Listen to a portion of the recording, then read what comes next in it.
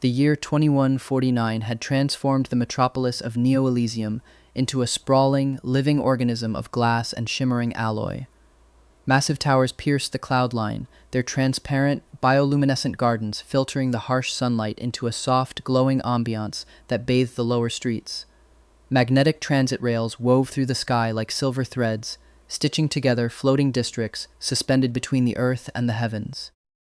Below, artificial intelligence hummed quietly in the background, managing everything from the atmospheric weather regulation to the chaotic ebb and flow of automated traffic. Delivery drones darted through the air like metallic falcons, while university students lounged in courtyards, attending quantum physics lectures alongside holographic professors broadcasted from across the globe. Yet, despite all the dizzying advancements of the 22nd century, one archaic concept stubbornly refused to fade into obscurity: old money. The world's most ancient, entrenched families had weathered every technological revolution humanity could throw at them. They hadn't just survived, they had adapted. They merged with tech conglomerates, monopolized quantum computing long before governments could regulate it, and quietly amassed a level of staggering influence that made global presidents sweat. They no longer ruled from velvet thrones with heavy crowns. Instead, their empires were built on patents, orbital research laboratories, and enough liquid capital to casually purchase entire continents. At the absolute apex of this untouchable hierarchy sat the Sterling family. Every citizen in Neo-Elysium knew the Sterling name. However, very few had ever actually crossed paths with the infamous youngest heir. This was entirely by design, mostly because the young man was a walking, talking unpredictability variable. His name was Julian Sterling.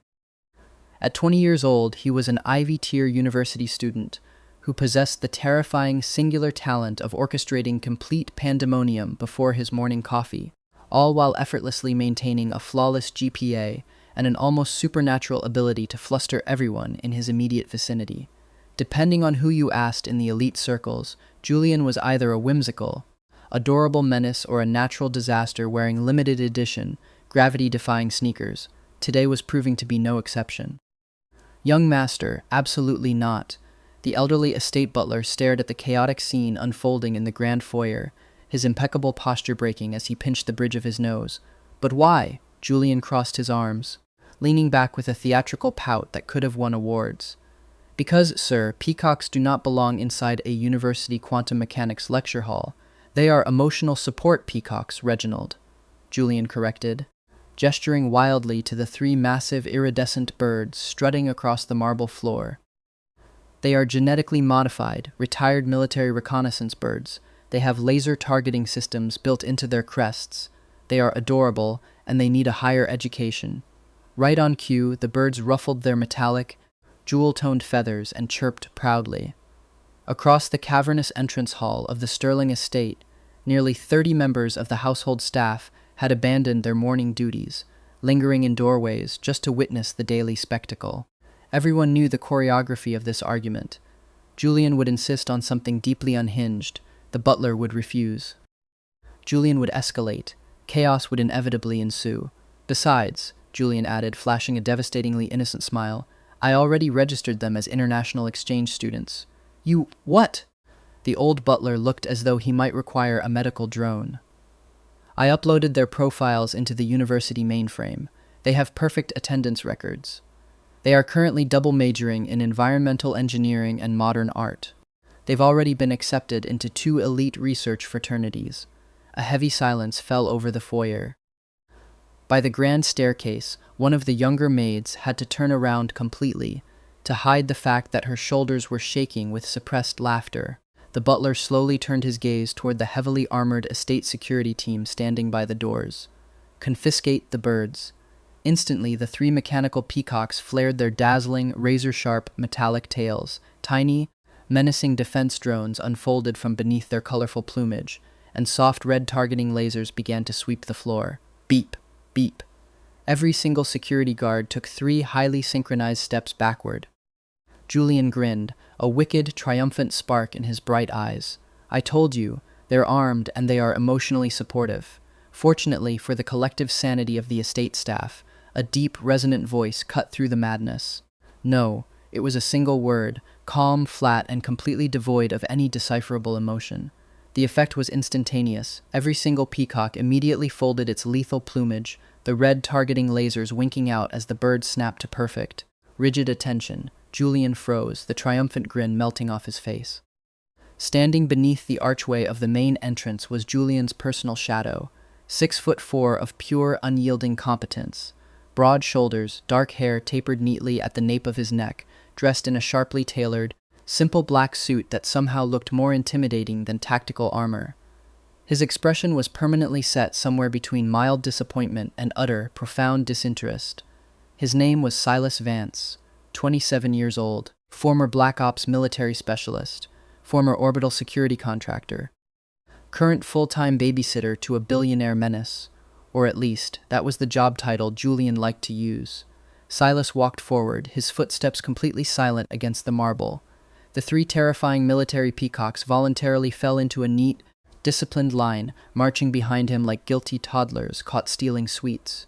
"Traitors," Julian hissed, narrowing his eyes at the birds. Silas calmly handed the leash of the lead bird to a terrified handler. "They know who feeds them. I feed them." Julian protested. "You give them synthesized cotton candy, Julian. They are apex carnivores. They require protein-flavored happiness." Nobody in the room could tell if Silas was making a joke. His chiseled face gave absolutely nothing away. Julian pointed a dramatic, accusing finger at his bodyguard's chest. "You, Silas Vance, are the most profoundly boring person currently alive on this planet. Statistically probable. You've never laughed in your entire life. I have. I've never seen it. You weren't looking. You wear black every single day. It streamlines the morning routine. You have exactly one facial expression." "I have two," Silas corrected smoothly. "I don't believe you." Silas didn't take the bait. Instead, he simply reached out and opened the rear door of the sleek, hover-enabled luxury vehicle waiting in the driveway. "You are going to be late for your first lecture. You are attempting to change the subject to avoid the consequences of the peacocks." "Correct." Julian sighed, a dramatic, sweeping sound designed to carry to every staff member in a 50-meter radius. "You are entirely impossible, so I have been informed." "Get in the car." The commute toward Neo-Elysium International University was scheduled to take precisely 30 minutes.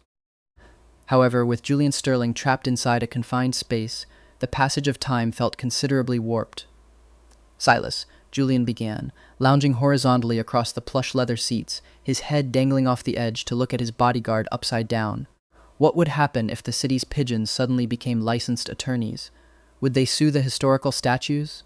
Silas kept his eyes fixed forward, monitoring the biometric displays on the dashboard. "No." "Do deep-sea aquatic drones get thirsty?"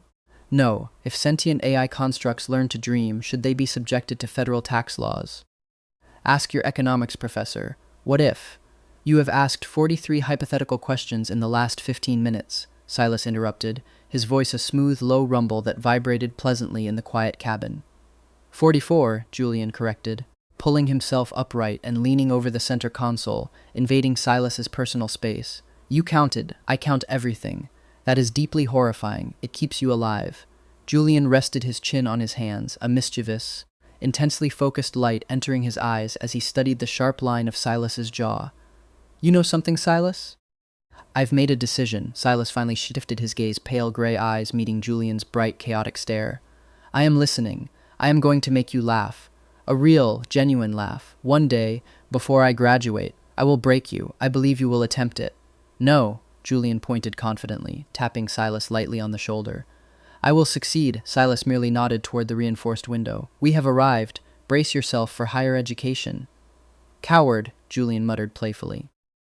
Neo-Elysium International University looked less like an academic institution and more like the glittering capital of a utopian empire. Students hailing from every continent and orbital colony filled the enormous, sun-drenched plazas. Floating spherical lecture halls drifted gently above botanical research gardens, while autonomous AI service drones rolled smoothly along the pathways, dispensing iced lattes and campus directions to overwhelmed freshmen. A line of matte black luxury vehicles idled near the grand entrance, discharging the heirs of global conglomerates. But even among the absurdly wealthy, the Sterling vehicle commanded immediate, hushed attention. not because it was particularly flashy, but because everyone on campus knew exactly whose security protocol mandated a perimeter of 6 stealth escort drones tracking their every move. As Julian stepped out of the vehicle, the ambient chatter of the courtyard visibly paused. That's him. The Sterling heir. I heard he bought out the entire Eastern cafeteria block just because they discontinued his favorite strawberry matcha pudding. I heard he gave it back the next day, but made the head chef the CEO of the distribution company. I heard he's actually a genius who solves quantum equations for fun. They were, terrifyingly, all mostly true. Julian waved enthusiastically at a group of staring freshmen. Morning? A few waved back, looking starstruck. Many found Julian exhausting, others found him fascinating, but absolutely everyone found him undeniably captivating. Silas followed exactly 3 paces behind him. To an untrained eye, Silas was just walking. To a professional, he was a lethal machine running continuous threat assessments. He logged the security camera blind spots. He tracked the emergency egress routes. He calculated the weight of a suspicious duffel bag carried by a senior.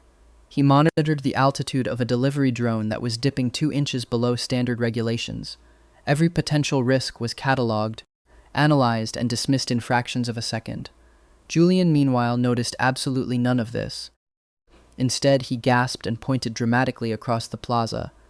Silas, look! The East Wing vending machine has the limited edition strawberry pudding. Before Silas could even process a verbal refusal, Julian was sprinting across the courtyard. Silas didn't sigh. He merely adjusted his trajectory, effortlessly matching Julian's pace, without ever appearing to run. It was a terrifying, fluid grace that no one could quite explain. Halfway across the sprawling campus, Julian, distracted by the thought of synthetic strawberry goodness, collided squarely with another student.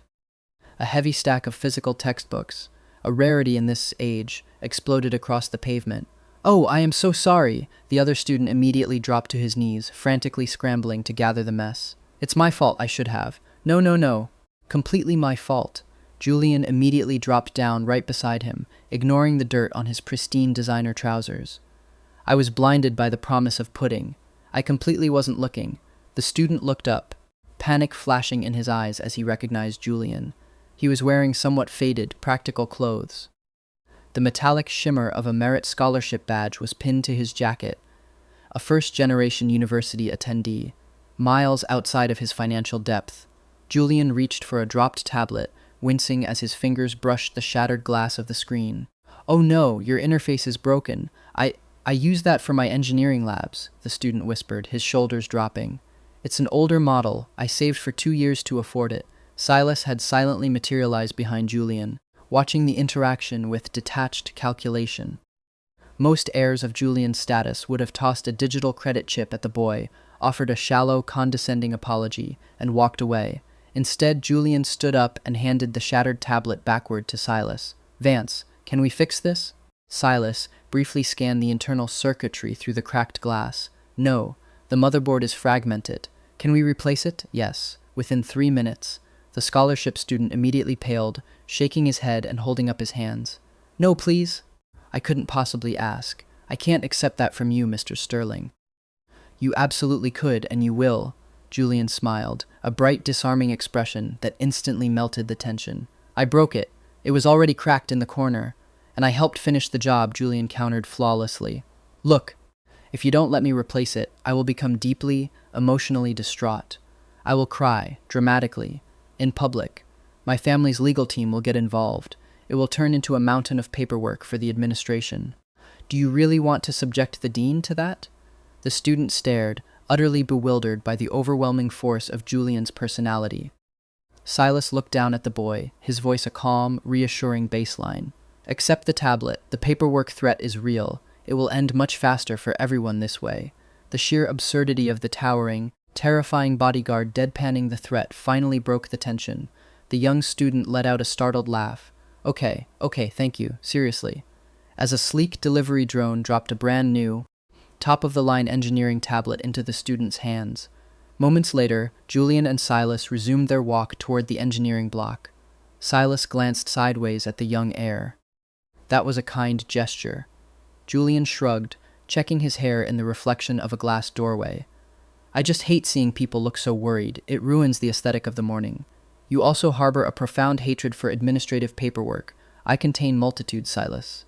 For a fraction of a second, the hard lines around Silas's eyes softened. A fleeting, imperceptible warmth. Julian, predictably, completely missed it. By the time the afternoon sun began to dip, casting long golden shadows across the campus, half of the student body had already witnessed Julian accidentally start 3 wildly different rumors. The current running theories were that he was secretly engaged to an orbital princess, opening a front bakery to launder money, or adopting 12 genetically engineered glow-in-the-dark cats. Julian denied absolutely none of them. "They're funnier this way," he had whispered to Silas. But the light-hearted atmosphere shifted as the university began its preparations for the annual Founders' Festival. The central plaza transformed. Holographic banners draped from the sky bridges, and thumping, bass-heavy music echoed off the glass architecture. Crowds thickened, turning the open space into a claustrophobic sea of bodies. For a security professional, it was a nightmare. Silas's eyes tracked 3 unfamiliar men entering the square. They were not students. They were a decade too old, dressed in expensively tailored, understated corporate suits. They lacked the wide-eyed wonder of tourists and the hurried focus of faculty. Their eyes swept the crowd with calculated precision, dissecting the masses until their gaze locked dead onto Julian. One of the men smiled. It was a cold, predatory expression. Silas's instincts, honed in the blood-soaked vacuum of orbital combat, spiked from dormant to lethal instantly. He didn't speak. He simply shifted, his body naturally sliding into the optimal vector between Julian and the approaching threat. Julian, blissfully oblivious, was currently engaged in a highly passionate, incredibly loud debate with a senior robotics major. "I am telling you, tiny top hats on the sanitation robots will inherently improve campus productivity," Julian argued, waving a stylus. "That is the most ridiculous thing I've ever heard," the senior laughed.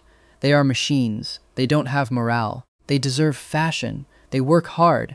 Behind Julian, the 3 corporate men closed the distance. The man in the center spoke, his voice projecting just loud enough to cut through the festival music. "Ah, so this is the famous Sterling prince." The man to his left chuckled, a slick, oily sound. "He is significantly prettier than the intelligence reports suggested." The third man looked Julian up and down, his eyes lingering in a way that made the air around Silas drop by 10 degrees. Silas stepped forward. Just one single step. But he positioned himself in a way that only a trained killer would recognize, cutting off their advance, securing Julian's blind spot, and establishing physical dominance over the interaction zone. His voice remained perfectly flat, an eerie calm against the festival's noise.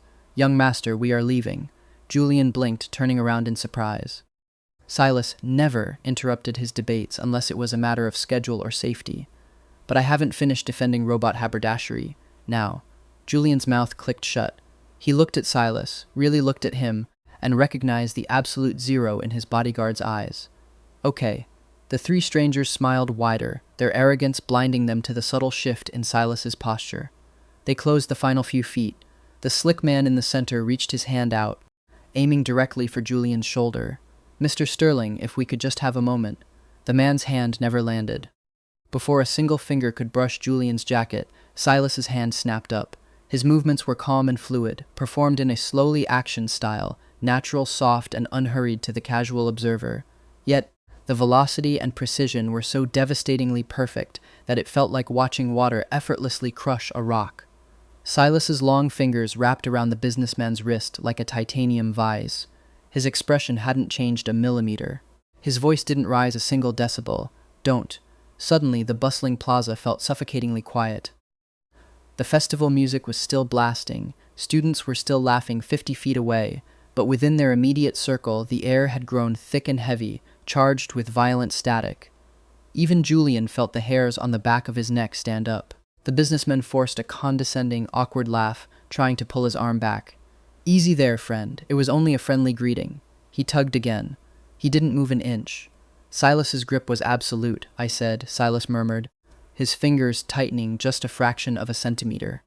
The confident, oily smile on the businessman's face evaporated instantly, replaced by a sharp wince of genuine pain as the bones in his wrist ground together under Silas's grip. "Don't!" Julian stared. For the very first time since the day they had met, his boring, stoic, rule-abiding bodyguard no longer looked merely serious. He looked incredibly, terrifyingly dangerous, and somehow Julian realized with a sudden, breathless stutter in his chest that quiet, restrained lethality was far more frightening and mesmerizing than any amount of shouting could ever be. The cheerful, neon-lit atmosphere of the Founders' Festival seemed to glitch and freeze in place as Silas's hand remained clamped around the stranger's wrist. Julian had spent nearly 2 years characterizing his bodyguard as the most mundane, emotionally repressed man on the planet. Silas never lost his temper, never raised his voice, and answered Julian's most deranged inquiries with a calm, stoic practicality that drove Julian insane. He had never once imagined that beneath the perfectly tailored suit and the blank, placid face hid an apex predator capable of suffocating the mood of an entire plaza with a single word. The executive trapped in Silas's grip realized with mounting horror that no matter how casually he attempted to disguise his effort, he physically could not pull his arm free.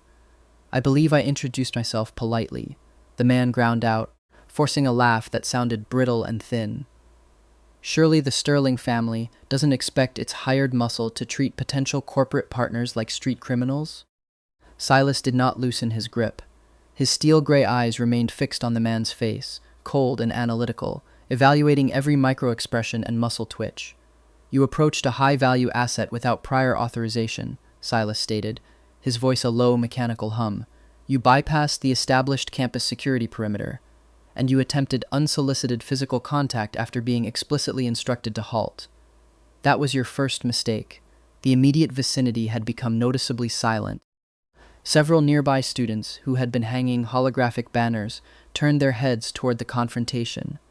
Above them, the university's automated security drones subtly altered their patrol algorithms, their optical sensors flashing yellow as they recognized elevated biometric stress levels in the crowd.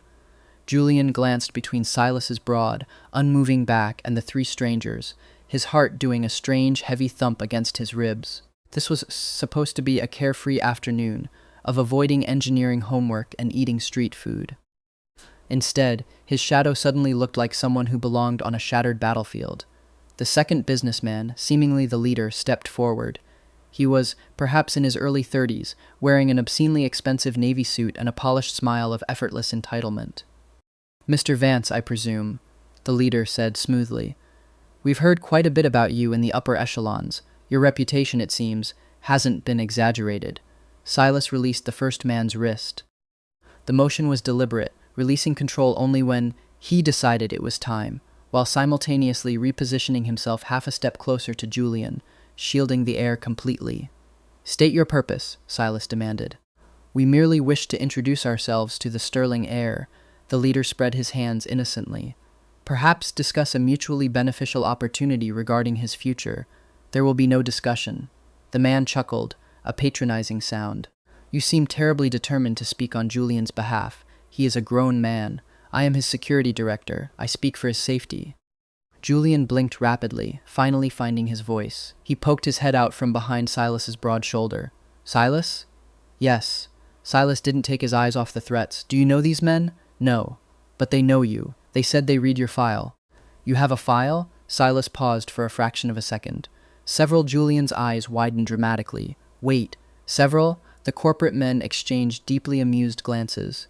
"He truly never told you?" the leader asked, his voice dripping with faux sympathy. Silas remained silent, an immovable monolith of black fabric and suppressed violence. The leader adjusted his platinum cufflinks, addressing Julian directly. "Young Master Sterling, perhaps your loyal guardian neglected to mention his pedigree before joining your family's private sector. Silas Vance didn't start as a bodyguard. He served in the Coalition's classified orbital response units. His specific squad specialized in deep space hostage recovery, counterterrorism, and eliminating high-level threats in total silence before the public even knew they existed." Julian stared, his mouth closed, and opened again. He slowly turned his head to stare at the side of Silas's impassive face. You were a space commando?" Silas suppressed a sigh that only Julian could hear. "That is a gross oversimplification of military semantics. You never told me you were a space commando." Julian pointed a dramatic finger at him, completely ignoring the mounting tension of the corporate espionage happening right in front of them. "You literally fought orbital terrorists. You told me you used to work in risk management. I managed risks, Silas replied evenly. Sometimes those risks were armed. That is not the same thing, Silas. Even a few of the eavesdropping students failed to suppress their nervous laughter at Julian's outrage. The businessmen, however, were losing their patience. You see, Julian, the leader continued, his tone hardening. Our conglomerates have been monitoring your academic career. The Sterling quantum energy patents will eventually require a successor. Naturally, organizations like ours wish to establish friendly relationships before you graduate and take the throne. Julian scowled, the playful energy draining from his face. So you ambushed me at a college festival to recruit me? I haven't even finished my sophomore year. Precisely why it is the perfect time to talk. The conversation concluded 3 minutes ago. Silas intervened, his voice dropping an octave, carrying a finality that brooked no argument. The leader frowned, dropping the polite facade. You seem unusually hostile for a simple bodyguard, Mr. Vance. Silas's gaze flicked down toward the leader's jacket sleeve for a microsecond before locking back onto his eyes. You arrived carrying an active military-grade neural jammer disguised as a civilian communication device, Silas stated cleanly. The associate beside you has a pulse rate elevated far beyond baseline conversational parameters, indicating adrenaline spikes associated with impending physical action. Your vehicle remains idling outside the East Campus gate, violating automated parking laws, and your driver is maintaining combat posture despite wearing civilian clothing. Silas tilted his head a fraction of an inch. None of you came here to talk. For the very first time, genuine naked shock crossed the faces of the 3 corporate operatives. Julian looked at Silas in awe. Is all of that true? None of the men answered. Instead, the leader's smile twisted into something thin and ugly. I understand now why the Sterling patriarch pays you such an obscene salary, Vance. You have 30 seconds to leave university property voluntarily, Silas said softly, and if we refuse, campus security will arrive in 24. The businessman barked a harsh laugh. You counted? I always count. Julian couldn't help himself. He leaned in and whispered loudly, He really does. It's an illness. Right on cue, 3 heavy-duty university security officers rounded the corner of the botanical pavilion, accompanied by 2 hovering suppression drones projecting soft, blue holographic barriers to push the crowds back. Is there a problem here, Mr. Sterling? The lead officer asked, immediately recognizing the VIP student. Silas subtly shifted his weight back to a neutral stance. These individuals approached my principal after ignoring campus security protocols. They were just leaving. Realizing the window of opportunity had slammed shut in their faces, the operatives exchanged a dark look, polishing their corporate masks back into place. A simple misunderstanding, the leader smoothed his lapels. We were merely introducing ourselves. Then I'll ask you to conclude your introductions off campus, the officer gestured toward the gates. As the 3 men turned to leave, the leader paused, looking over his shoulder directly into Julian's eyes. We will meet again, Julian. Eventually, you will discover that the real world beyond these university walls is considerably less forgiving than your attack dog allows you to believe. They melted into the crowd, leaving a heavy, lingering chill in their wake. Julian let out a breath he felt like he'd been holding for a century. The tension slowly bled out of his shoulders. Well, Silas remained rigid, his eyes tracking the perimeter until he was absolutely certain the operatives were gone. That was terrifying, Julian mumbled, rubbing his arms. Then the adrenaline spiked, and he spun around to face the towering man beside him, crossing his arms and squinting with exaggerated suspicion. I have so many questions, I expected nothing less, Silas said, finally looking down at him. Julian poked Silas square in the center of his solid chest. You were in Black Ops, classified. You've broken people's bones. Silas actually paused to consider this. Professionally? Julian stared at him in utter disbelief for 5 long seconds before throwing both his hands up in the air. I thought you were just an incredibly boring babysitter who hated joy. A faint, breathy sound escaped Silas's lips. It was so quiet, so fleeting, that Julian almost missed it amidst the ambient noise of the festival. It wasn't a sigh. It wasn't a throat clear. It was a tiny, unmistakable chuckle. Julian froze. He stared at Silas as if the man had just spontaneously grown. His jaw literally dropped. Julian gasped. You laughed. Silas's face immediately reset to stone. I exhaled. That was a laugh. It was a respiratory function. It totally was a laugh, Julian shouted. A massive, brilliant smile, breaking across his face. He spun around, pointing at Silas with both index fingers while walking backward. "I did it! I told you I'd make you laugh! I broke the Ice King!" Silas calmly adjusted his cuffs and began walking toward the central plaza, effortlessly herding Julian away from the scene of the confrontation. "You are experiencing auditory hallucinations due to adrenaline. I have witnesses. No one on this planet will believe you. They will when I tell them the terrifying space commando secretly giggles at his own jokes." For the first time in years, Silas Vance walked through a crowded area and found himself wondering if protecting the Sterling heir from corporate assassins was ultimately going to be much easier than protecting his own fiercely guarded heart from one relentlessly bright, chaotic boy. The late afternoon sun painted the towering, geometric glass structures of the university in warm, bleeding shades of gold and crimson, softening the sharp edges of the futuristic skyline. As the festival resumed its normal rhythm, students convinced themselves that the brief standoff had simply been a mundane dispute over corporate sponsorships. However, within the closed ecosystem of the student network, rumors were already mutating at light speed. Within the hour, the campus forum had exploded. Some threads claimed Silas had disarmed a cybernetic assassin using only his left hand. Others insisted Silas was a retired admiral in hiding. One highly upvoted post authored by a creative writing major suggested Silas was actually a synthetic android built entirely for Julian's protection, programmed to feel no emotion. Julian spent the next 10 minutes eagerly reading every ridiculous theory on his new tablet, frequently holding it up to Silas's face. "I have to admit, the combat android theory is my personal favorite," Julian declared as they walked beneath a massive, transparent sky bridge connecting the engineering faculty to the central archives. "It is highly inaccurate," Silas replied, carrying 2 large shopping bags filled entirely with obscure snacks Julian had deemed essential for survival, despite having purchased them mere minutes ago. "Is it? If you were a robot, it would perfectly explain why you refuse to eat dessert in front of me." "I eat dessert, Julian." Julian spun around, walking backward so he could stare Silas down. "I have literally never witnessed it, not once in 2 years. You are a biological anomaly. You simply lack situational awareness." Julian gasped, offended. "I pay attention to everything." Silas raised one dark, perfectly arched eyebrow. "You once spent a 45-minute lecture convincing yourself that the professor's AI hologram had developed romantic feelings for the classroom overhead projector because they had chemistry. They were compatible hardware. It was a tragic, star-crossed romance." Silas decided that silence remained the most tactically sound response to that logic. "I win," Julian grinned triumphantly. "You frequently operate under that delusion." Their banter was abruptly cut short when a cheerful voice called Julian's name from across the manicured courtyard. "Julian!" A young man jogged toward them, juggling several holographic design tablets and a half-spilled coffee. His sandy blonde hair was a perpetual disaster of cowlicks, and he wore the exhausted, manic smile of a chronic overachiever. It was Leo Carver. "Leo, you're alive!" Julian waved brightly. "You missed study group. I was preparing to draft a eulogy."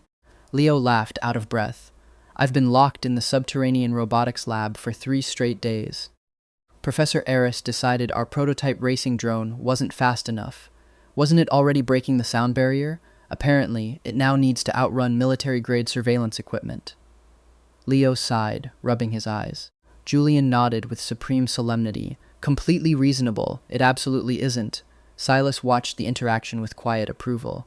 Leo Carver was a rarity. He was one of the very few peers who treated Julian like an ordinary, slightly unhinged 20-year-old, rather than a walking bank account. Their friendship had been forged in the fires of freshman year when Julian had accidentally short-circuited Leo's custom coffee synthesizer by attempting to brew carbonated pomegranate juice.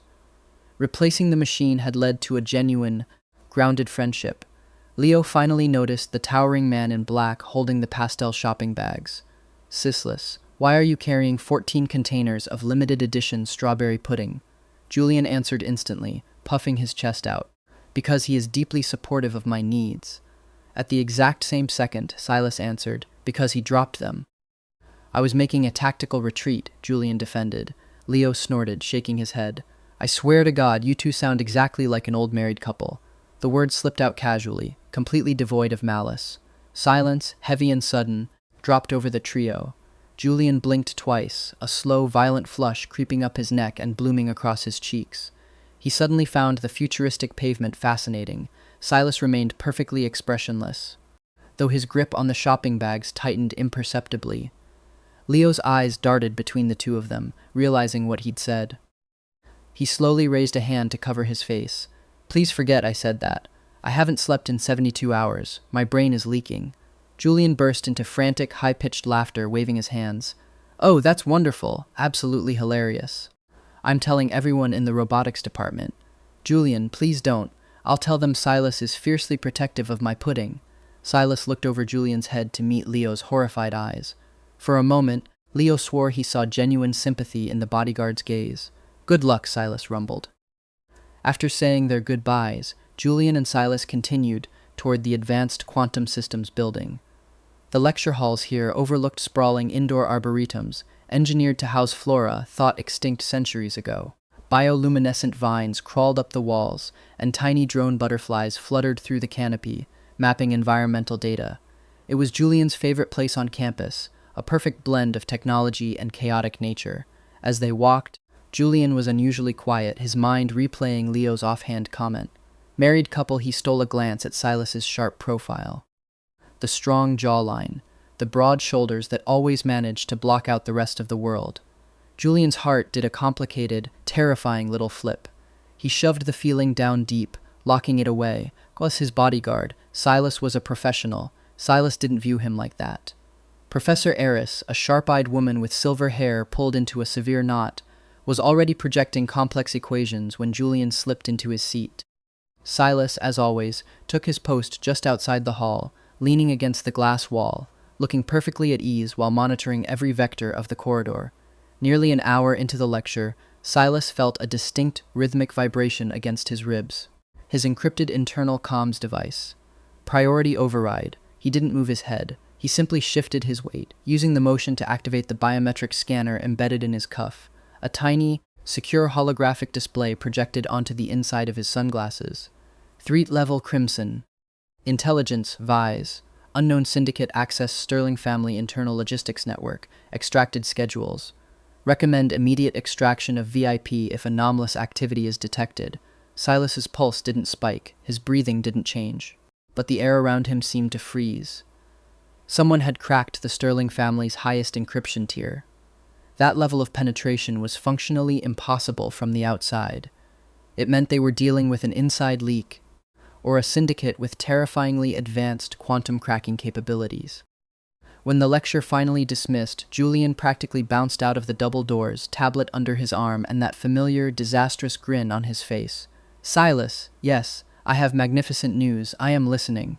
The Culinary Sciences Club is hosting a showcase in the Grand Atrium, and they need volunteer judges." Silas already felt a headache forming behind his eyes. "No, you don't even know what I was going to ask." "I do. I was going to invite you to eat cake." "No, Silas, they are making 27 different varieties of cake. My answer remains unchanged. They have developed experimental anti-gravity cake."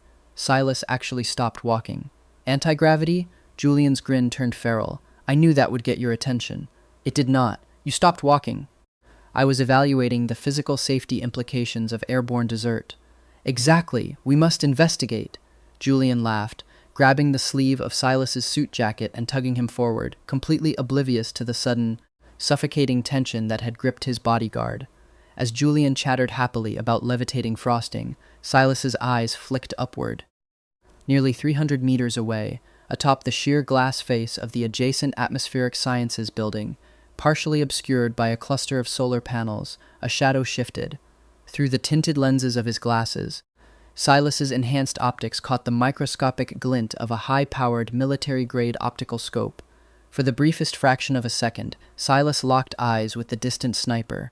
The observer immediately dropped the weapon and vanished into the glare of the sun. Silas kept walking, allowing Julian to pull him along, but every muscle in his body coiled like a steel spring. The game of quiet observation was over. The enemy was no longer testing the perimeter. They were preparing to strike. The anonymous watcher had vanished before the university's automated surveillance grid could even register an anomaly, leaving behind nothing but an empty ledge and a ghost in the system. Silas continued walking beside Julian, his expression a mask of impenetrable calm. Yet, beneath the tailored suit, his blood ran ice-cold. The hunt had begun. Julian, blissfully ignorant of the crosshairs that had just painted his back, enthusiastically balanced 2 massive cups of iced boba tea while trying to convince Silas of the aerodynamic properties of pastry. "I'm telling you," Julian insisted, aggressively gesturing with a brightly colored straw. "If the culinary club has truly mastered floating desserts, it will revolutionize the birthday party industry. Imagine it, Silas. Edible balloons." Silas accepted one of the teas, his eyes scanning every reflection in the glass corridor. "Or they will violently adhere themselves to the ceiling, causing structural damage. Then we will invent edible ladders. That merely creates a secondary logistical nightmare." "No, Silas, it creates a secondary business opportunity." Silas almost smiled. Almost. The culinary exhibition occupied the largest indoor arboretum on campus. Soft, holographic lanterns drifted lazily beneath a massive geodesic dome, casting warm, shifting colors over rows of sleek, stainless steel booths. Students from the food science division were displaying terrifyingly complex inventions.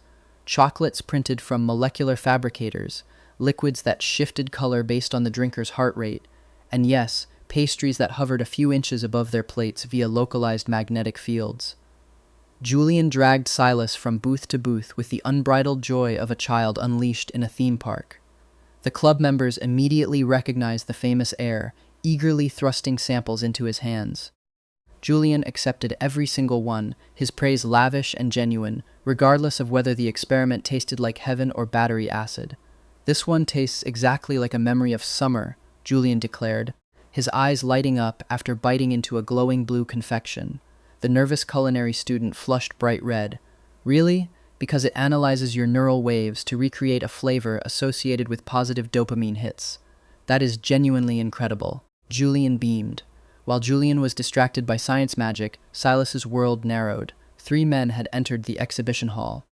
They wore casual student clothing, oversized hoodies, canvas jackets, denim. Their faces were unremarkable. But to Silas, they might as well have been bathed in neon lights. They moved with tactical spacing.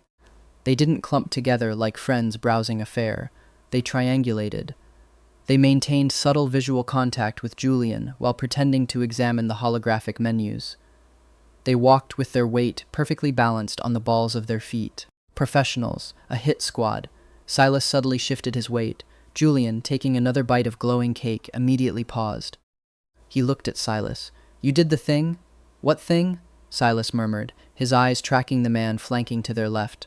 The serious bodyguard shuffle. "You moved 3 precise steps to the right and adjusted your center of gravity." "It means something is wrong." Silas didn't look at him. That omission of eye contact was all Julian needed. The playful, chaotic energy drained out of Julian's body like water from a shattered glass. The years they had spent together had taught Julian one absolute truth. Silas Vance did not panic. If Silas was acting cautious, anyone else in the room should be terrified. One of the strangers casually approached, carrying a tray of drinks. Another drifted closer from Julian's blind side near a massive decorative fountain. The third stood a few yards away, pretending to read a sign, his body perfectly positioned to block the nearest emergency exit. Silas leaned in, his lips barely moving. "When I tell you to move, you drop to the floor. Do not ask questions." Julian swallowed hard, his heart suddenly pounding in his throat. "Okay." The closest stranger smiled warmly, stepping into their personal space. "Excuse me, would either of you happen to know where the molecular gastronomy—" "Move." Silas's voice was a whipcrack of absolute authority. Julian reacted instantly, throwing himself toward the ground. A microsecond later, the stranger abandoned the friendly facade. The tray of drinks was violently shoved upward, revealing a compact, lethal electrostatic shock baton hidden beneath the cups.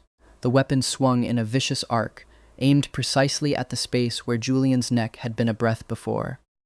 Silas intercepted the strike with terrifying, calculated grace.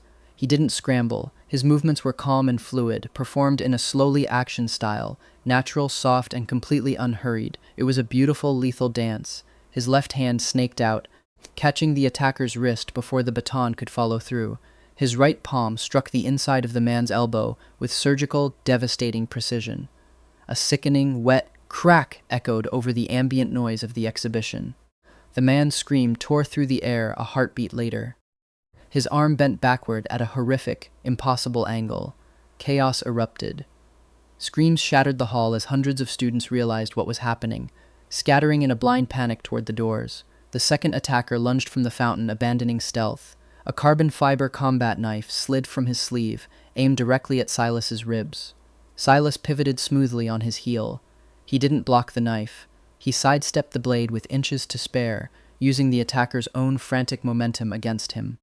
Silas's hand clamped down on the man's extended arm, redirecting the vicious thrust straight into the reinforced steel edge of a serving counter. Another bone-shattering crunch. The knife clattered to the floor as the man's shoulder violently dislocated, tearing the joint from its socket. He collapsed, sobbing in agony. The third man, realizing the ambush had completely disintegrated, made a desperate, suicidal choice. He ignored Silas entirely and charged directly at Julian, who was scrambling backward on the floor. Julian's eyes went wide. Time seemed to slow down. He could see the anger in the man's eyes, the heavy brass knuckles gleaming on his fist. Julian's brain screamed at him to move, but his limbs felt like lead. He didn't need to move. Silas crossed the 10 feet of space like a shadow. He didn't throw a punch. Instead, as the attacker threw his heavy strike, Silas flowed underneath it.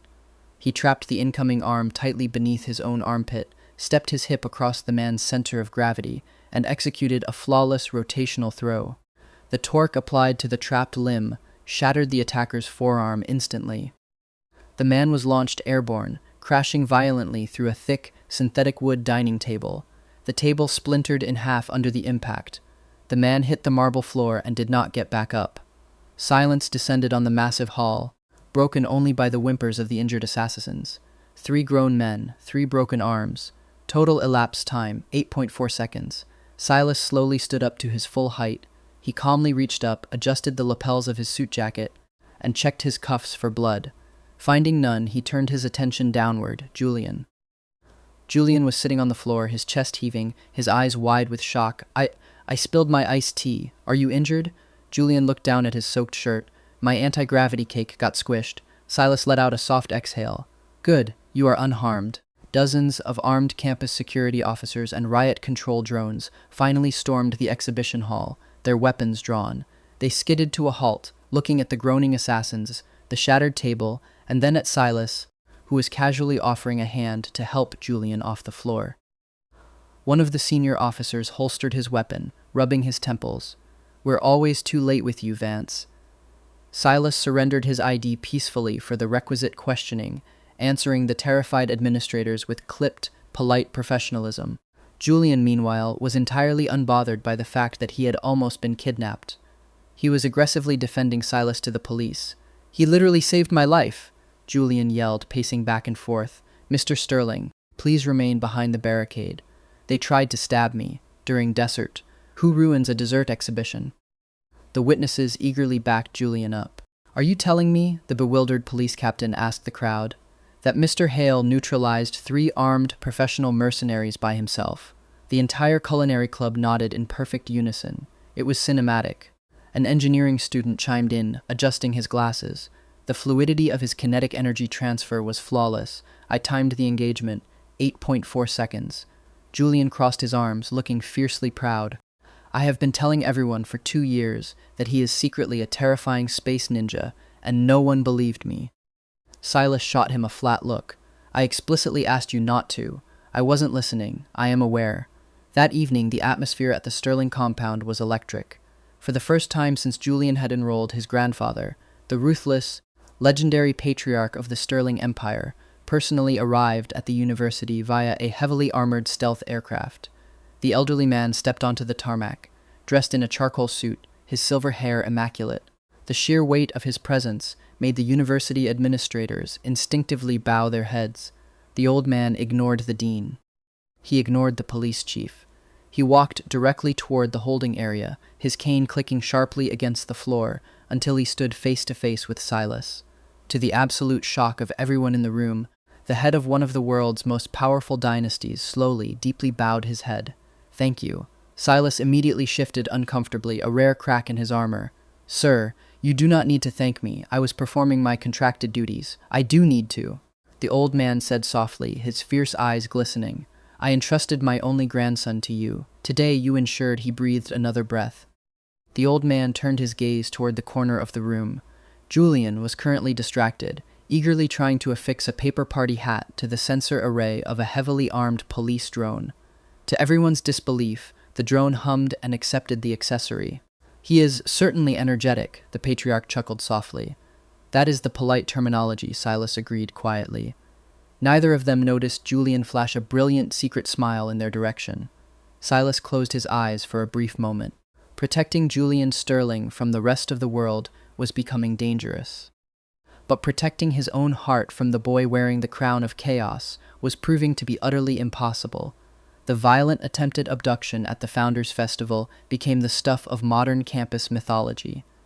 Officially, the university administration, heavily pressured by Sterling lawyers, released a sterilized statement regarding a minor security disturbance involving aggressive corporate solicitors. Unofficially, every single student from the robotics labs to the art department knew the truth. Julian's impossibly handsome, impossibly stoic shadow had dismantled a hit squad in under 10 seconds without ruining the crease in his trousers. The legend mutated daily. People claimed Silas could bend steel girders. People claimed he had precognitive abilities. Julian, naturally, did absolutely nothing to quell the rumors. In fact, he actively weaponized them. I am telling you, Julian announced loudly. In the dining hall a week later, Silas once glared at a malfunctioning coffee synthesizer until it fixed itself out of sheer intimidation. Silas calmly sliced his steak. The machine was undergoing a scheduled, automated reboot. He even knows the maintenance schedules. Julian pointed a dramatic fork at him. He is plugged into the mainframe. Silas simply chewed his food, accepting that his reputation as a silent, terrifying cryptid was forever cemented in the annals of university history. In the wake of the attack, the Sterling family quietly, ruthlessly escalated their security protocols. Additional stealth drones saturated the airspace above Julian's dorm. Plainclothes operatives flooded the campus, disguised as visiting lecturers and graduate students. Julian spotted most of them within 48 hours. You hired 12 new babysitters, Julian noted one afternoon as they crossed the quad. They are highly trained security specialists, Silas corrected, scanning the perimeter. They all wear the exact same brand of tactical boots, Silas. And that guy by the fountain has been pretending to read a holographic book upside down for 20 minutes. They are terrible actors. They are lethal professionals. Theatrical arts were not part of their curriculum. They're adorable. The investigation into the attackers moved with terrifying corporate speed. The mercenaries eventually broke under Sterling interrogation, revealing a complex web of shell corporations tracing back to a rival tech conglomerate in Neo-Tokyo. Their goal had never been to harm Julian. It had been a kidnapping meant to extort the Sterling family into surrendering their quantum patents. Julian had simply been leverage. When Julian was briefed on the intelligence, the bright, chaotic energy that usually radiated from him vanished. For an entire evening in the Manor's library, he was completely silent, staring blankly at the roaring fireplace. "They didn't even care about me," Julian whispered, wrapping his arms around his knees. Silas, standing by the window, looked back at him. "They cared because of who you are, Julian." "That's different. I was just a pawn on a board to them." Silas walked over, his heavy footsteps muffled by the antique rug. He closed the intelligence file resting on the desk.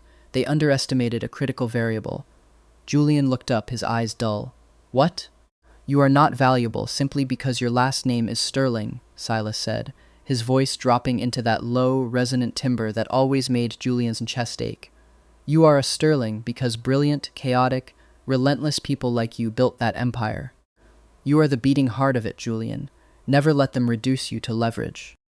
Julian stared at the towering man in black. For the first time in his life, he had absolutely no witty retort, no joke, no dramatic deflection. Instead, a small, fragile, incredibly genuine smile broke across his face, reaching all the way to his eyes. "You are genuinely terrible at giving compliments, Silas Vance. I was delivering an objective tactical assessment. You absolutely were not." Silas chose not to argue. Life, miraculously, slowly returned to its bizarre baseline. Julian went back to being a beloved menace. He accidentally orchestrated a campus-wide, synchronized water balloon skirmish during finals week. He managed to con the architecture department into designing a rooftop garden shaped exactly like a sleeping red panda. He was elected honorary president of 3 different clubs he had never once attended. Wherever Julian went, vibrant, deafening life followed. And wherever Silas stood, unyielding, quiet order remained. They were complete opposites, a collision of chaos and control, yet they balanced each other with a perfection that defied logic. 2 years vanished in a blur of late-night study sessions, thwarted corporate spies, and countless ruined cups of coffee. Graduation day arrived beneath a canopy of flawless, brilliant spring skies. Thousands of students and their wealthy families flooded the outdoor amphitheater. Holographic fireworks exploded against the daylight, painting the clouds in shades of neon pink and gold as degrees were handed out. Julian graduated with highest honors, a fact that surprised no one. The professors would long tell tales of the brilliant, exhausting boy who routinely solved equations that stumped researchers, only to immediately ask if AI algorithms possessed the capacity to feel regret. As the ceremony concluded and the crowd surged together for photographs, Julian quietly slipped away from his family's heavily guarded VIP section. He found Silas exactly where he knew he would be, standing in the quiet shade of a massive, blooming cherry blossom tree that overlooked the serene campus lake, his eyes scanning the crowds from a safe distance. "You always hide during the celebrations," Julian said softly, stepping into the shade. Silas didn't turn his head. "It provides a better vantage point, and it is quieter." Julian stepped right beside him, their shoulders brushing. For several long, peaceful minutes, the only sound was the wind rustling through the pink blossoms above them. "My grandfather officially extended the offer today," Julian broke the silence. "I am aware. He wishes for you to assume the role of executive director of the quantum division immediately. I accepted it. I know." Julian smiled, looking out at the glittering water. "You always know everything. It is my job to know. I made another decision, too." Silas finally turned his head, his pale gray eyes locking onto Julian's face. "I am listening." Julian took a slow, shuddering breath. His heart was hammering against his ribs so violently he was certain Silas could hear it. "I don't want another bodyguard. The board will insist on a full security detail." "I don't need another bodyguard, Silas." Silas remained completely silent, a statue carved from obsidian. "I want," Julian laughed, a nervous, breathless sound. He ran a hand through his hair. "God, this is so much harder than I plotted out in my head." "Tactical execution rarely survives first contact with reality," Silas murmured. "I want you to stay," Julian said, his voice dropping to a fierce, desperate whisper. He stepped closer, invading Silas's space, tilting his head up to meet the taller man's gaze. "I want you to stay beside me, not because my grandfather pays you, not because it's your duty." Julian reached out, his fingers gently grasping the lapel of Silas's pristine suit. "I want you to stay because somewhere between annoying you every single day and watching you brutally dismantle men to keep me breathing, I fell completely, irrevocably in love with you." A soft breeze swept over the lake, carrying a shower of pale pink petals around them. Silas's expression remained perfectly composed. 1 second, 2 seconds, 10 seconds passed in total, agonizing silence. Julian's face crumpled slightly, and he sighed dramatically, letting go of the lapel. "Oh God, I miscalculated. I'm being rejected. I talked too much. I definitely talked too much." Silas stepped forward, closing the distance between them until there was no air left to breathe. He reached up, his large, calloused, lethal hand moving with that same beautiful, soft fluidity, and gently brushed a stray cherry blossom petal from Julian's hair. His fingers lingered, tracing the line of Julian's jaw. "I accepted this assignment 4 years ago because it was my military duty," Silas spoke, his voice a low, rough rumble. Julian's breath hitched. "I stayed," Silas continued, his thumb softly brushing Julian's lower lip, "because for the first time in my violent life, I couldn't imagine leaving the light. And then the impossible happened." Silas smiled. It wasn't a hidden chuckle. It wasn't a smirk. It was a real, breathtakingly warm, completely unguarded smile that transformed his severe features into something devastatingly handsome. Julian's eyes went wide as saucers. You're smiling. I am. I win." Silas let out a rich, deep laugh that vibrated through Julian's chest. "You have been keeping score since day one, haven't you?" "I am aggressively competitive," Julian whispered, right before throwing his arms around Silas's neck. Silas caught him effortlessly, his strong arms wrapping around Julian's waist, pulling him flush against his chest, burying his face in the crook of Julian's neck. The embrace was desperate, protective, and overwhelmingly tender. A group of students passing on a nearby path recognized the famous heir and his shadow, erupting into loud cheers and applause. Julian buried his blushing face against Silas's broad shoulder. "They're so embarrassing. You started it, Julian." "I regret absolutely nothing." Silas smiled against his skin. Neither did he. Epilogue. 5 years later. The Sterling estate had become significantly louder over the past 5 years. It wasn't the sound of corporate mergers or intense security briefings echoing through the marble halls. It was the sound of two incredibly energetic, terrifyingly intelligent children who had somehow inherited every single ounce of Julian's chaotic imagination. "Papa!" 6-year-old Oliver sprinted through the grand foyer, wearing a superhero cape fashioned out of one of Julian's priceless silk scarves. Hot on his heels was his 4-year-old sister, Sophie, shrieking with laughter as she chased him with a hovering security drone that had been forcibly dressed in a tiny knitted winter hat. "Daddy!" Sophie yelled happily as Silas stepped out of the kitchen, wiping his hands on a towel. "Oliver says the robots don't need fashion. Tell him he's wrong." From the other side of the room, Julian called out from a velvet armchair, completely unhelpful. "They absolutely do need fashion. Aesthetics dictate morale." Silas looked at his husband, raising an eyebrow. "You actively encourage this insurgency.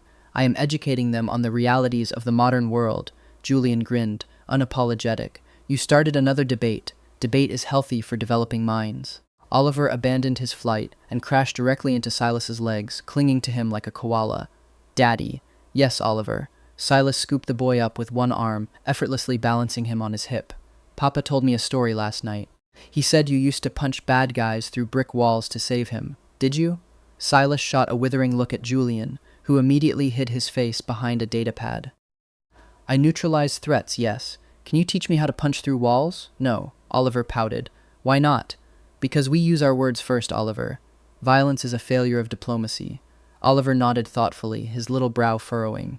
"And what if the words don't work?" Silas looked over at Julian, a small, deeply amused smile playing on his lips. "If the words don't work, you ask your papa to negotiate for you." "But Papa talks even more," Oliver protested. "Exactly." Silas kissed the boy's forehead. "It wears them down." The heavy front doors suddenly swung open, and the elderly Sterling patriarch swept into the room, his cane clicking against the floor, trailed by an army of staff carrying brightly wrapped birthday presents. Both children immediately screamed in delight, abandoning their fathers to charge at their great-grandfather. Within 90 seconds, the pristine living room was decimated by a blizzard of torn wrapping paper and ribbons.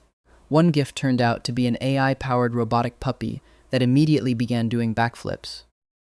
The second gift, however, was a sleek, metallic cylinder that unfolded into a miniature, hovering, holographic peacock.